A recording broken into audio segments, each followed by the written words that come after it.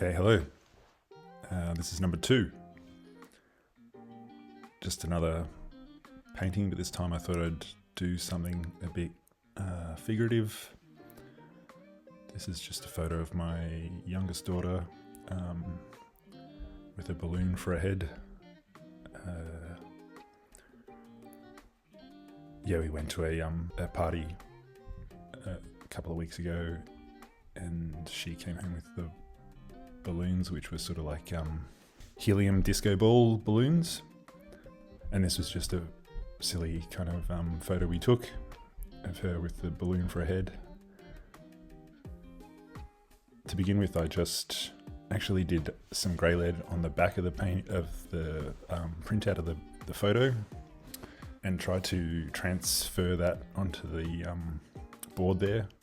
Didn't actually really work, but the pencil did sort of press into the board enough to give a line, which I then just traced over with the grey lead. Some people might think that tracing the body in is a bit of a cheat. I mean, kind of. I could sit there and sort of freehand it for much longer amount of time and get pretty close. If it makes you feel any better, the old Dutch masters used to trace, so don't be too worried. You can trace, it's okay.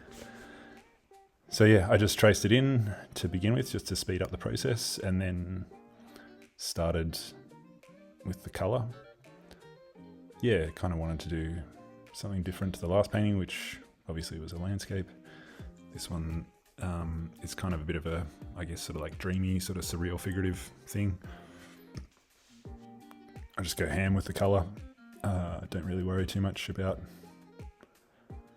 worry about the colour. I just go with what I like, or what appears good. This first base colour, just I guess like a ochre kind of colour. I'm putting that down, but I have no intention of that being the sort of final colour. And then just sort of start mixing some green over it to sort of give it depth. Yeah, and just blocking in some colour, and then I get going on the actual figure. Yeah, the image itself was kind of made me think of, it's a book that I haven't actually read, but it's a book called On Having No Head, I think by Douglas Harding. And I kind of know the gist of it. It's he's sort of like a spiritual meditation teacher, and while he was going on a hike, he had this experience of having no head. I guess what he meant was that he suddenly realized that where his head was where his entire experience of the world was, and he didn't actually have a head. He just had an experience of the world. So all his sight and sound and perception and thoughts were all in this spot where his head was, obviously. It sounds obvious, but it's kind of, if you start thinking about it, it gets kind of funny. It's a bit like those first-person shooter games, which have gotten really good now. If you're sort of like wandering around one of those games and you look down, you'll see your arms and your legs and things like that. Or if you climb up a ladder, you'll see the hands and the feet sort of climbing up the ladder. Obviously, you can't see your own head. That's kind of where the whole world of the game is. And yeah, that's an interesting idea. And the fact that it's sort of like a mirror ball bag balloon thing on top, just sort of seemed funny, so that's why I've gone with this image. Yeah, so just sort of blocking in some tones here. The actual mirror balloon I knew was going to be kind of tricky. This video's gone a bit longer than I would have liked. I would have liked it to make it shorter, but yeah, it just takes a while. The figure itself is kind of quick, but any sort of mirror surface, particularly if it's a bit crumpled or something like that, is takes a bit of time. I've actually done quite a few drawings of foil balls and things in the past. I was kind of obsessed with them for a while. Yeah, they take a long time, and they often don't quite look right. You can get close, but yeah, I think I'll probably end up going over this painting again at another point, just to sort of get a bit more of a likeness with the mirrorness of the balloon. And here, as I was painting this arm, the board was still wet, and you can see the paint sort of wicked downwards into the sort of wet part of the board. So I just left that, and like, you can't really fix it until it dries a bit anyway, but I was thinking maybe I would just sort of go with it, which is what I ended up doing, which is kind of like what I was talking about in the last videos. Just sometimes mistakes happen, accidents happen, and they're not actually mistakes, they're sort of a creative opportunity. So yeah, I actually ended up incorporating that bleed into sort of like the form of the painting. Like I decided to make it sort of like a bit of a, I don't know if you can see it, but there's a bit of a sort of like cloudy sort of swirling down by the feet, which sort of come back up towards the arms around the sides of the painting. And that's sort of all just came to me from the fact that the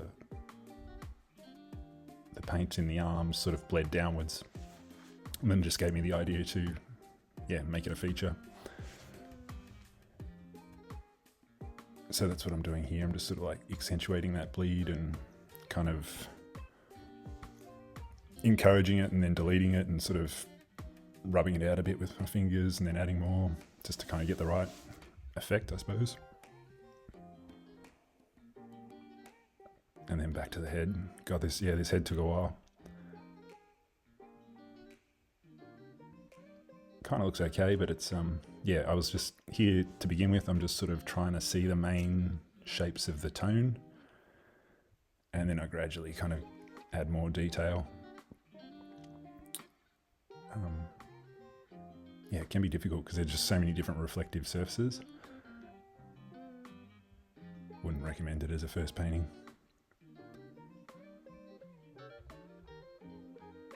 Yeah, so these balloons, they were pretty funny. They we got about 4 of them, and they were full of helium. And so at the beginning they were, stuck up on the roof with a string hanging down. And then gradually they sort of start to lose their sort of float. And they also respond to temperature, strangely. We've got a heater, it's winter here, and we've got a heater in the lounge room. And in the lounge room, the balloons would sort of like hang about halfway in the room, like halfway up the room, not like right on the roof and not on the floor, but sort of like just floating midair. This is after they sort of lost a bit of helium. And then they would kind of like find their way out into the hallway or get sort of carried out there as someone walked past. And then they would rise again in the cold air. And then, they were like animals. They'd be in the hallway, and then someone would kind of like go back into the kitchen, and the balloon would sort of like somehow follow them in there, and then it'd start to drop back down again as the air got warmer. Yeah, they were like little pets. They're all dead now though. Died slow helium deaths. But they were fun to have around. If you can't have real pets, just get some balloons. Because we can't have real pets. I'm sort of working a bit on the hands here. I haven't really bothered too much with the hands in this painting. And that's something you can do as well. Like, if you don't feel like you have the ability to paint hands or certain parts of the painting, you can just leave them out. Just just leave them blurry, leave them undefined, and as your ability kind of increases, you could attempt them or just even attempt parts of them. Yeah, but the complex parts, you can just add as much or as little detail as you want. You can sort of, you're the editor, so if you don't want to paint the hands, just don't paint them. Just kind of leave them blurry, and you can sort of bring focus in and out in a painting and not, that's fine. Don't have to sort of paint everything in the painting. This painting I spent quite a bit of time on, and yeah, at a certain point I was just sort of over it, so I just sort of stopped. I got pretty close. I may do some more work on it.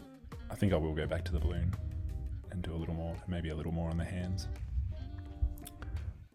I don't worry too much about getting a perfect result, as I said in the other video. I just sort of just want to be satisfied, really. Get a satisfying result, because art's never finished, So the last video got 12 views. Well, actually, I think I got a few more views than that, so that was very encouraging. I was expecting about 2. My daughter left a comment, and yeah, actually quite fun to make art videos. I think this will be my jumping off point for the time being. The next video I'm making will be just on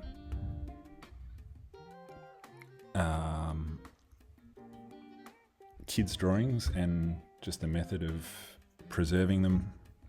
My youngest daughter does a lot of, actually both daughters are quite arty and productive, but the youngest daughter does really great sort of pencil drawing. She brings them home all the time, and I really enjoy kids' drawings, the way they, like the symbolism and the sort of simplicity of them.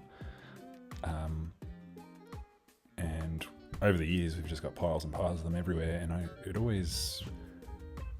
was always wanting to preserve them in a way that sort of like kept the vibe of the drawing, but it wasn't just stuck up on the wall with sticky tape or pins or something, because they always just get tattered and ratty and end up looking crap. So I've developed a method of laminating the drawing and then sticking it onto board, which sort of keeps it looking like a kid's drawing, like keeps it looking fairly honest and still very much a kid's drawing, but kind of finishes it and just makes it a bit nice to hang on the wall. Makes it look, like a finished artwork. Putting it behind glass or in a frame kind of can be a bit over the top. So yeah, you can see the mirror ball took quite a bit of doing, and also because it was not, it was a bit flat, the balloon. So there was like it was kind of crumpled in the middle there, which if it had just been a ball, it probably would have been a fair bit easier to do. But it was kind of a bit crumpled and saggy.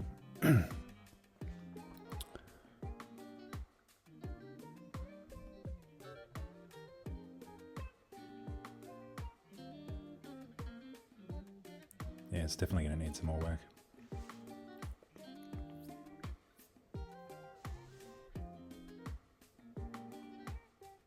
But overall, I'm happy with the painting. Sort of happy with the colours and the general, just the composition and the colour, I suppose. That's all there really is in this painting. Kid in the middle with some colour around it.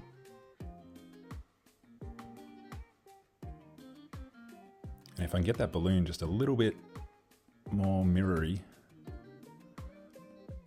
I'll be quite happy.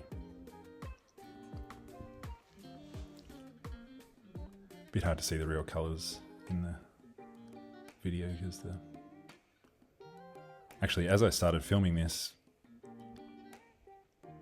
the sun got really strong, like right in front of the window where I was working, and I was kind of committed to the spot then, so I didn't really move, but it did actually make it a bit hard to see the colours